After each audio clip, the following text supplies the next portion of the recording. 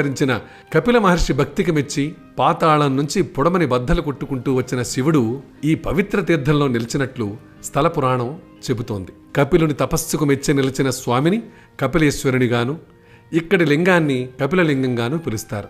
కామాక్షి సమేతుడై నిలిచిన స్వామివారిని తర్వాతి కాలంలో అగ్నిదేవుడు ఆరాధించిన కారణంగా ఇక్కడి లింగాన్ని అగ్నిలింగంగానూ వ్యవహరిస్తారు. తిరుమల గిరడు నుంచి గలగల ప్రవహిస్తూ అమితమైన వేగంతో సుమారు 25 అడుగుల ఎత్తు నుంచి ఆలయ పుష్కరిణిలోకి దూకే ఆకాశగంగా శివుని జటాజూటాన్ని చేరినట్టు అనిపిస్తుంది. ఇక్కడి పుష్కరిణిని శైవులు కపిలతీర్థమని, వైష్ణవులు ఆళ్వార్ తీర్థమని, చక్రతీర్థమని పిలుస్తారు. ఇప్పుడున్న ఆలయం సుమారు 1000 ఏళ్ల నాటిదని చెబుతారు. అప్పట్లో ఈ ప్రాంతాన్ని ఏలిన రాజేంద్రుని చోళుల కాలంలో ఈ నిర్మాణం జరిగిందని, స్వతహాగా శైవ మతస్థులైన చోళులు దీన్ని అత్యంత భక్తి శ్రద్ధలతో నిర్మించినట్టు స్పష్టంగా మనకు తెలుస్తోంది. వైష్ణవ తీర్థం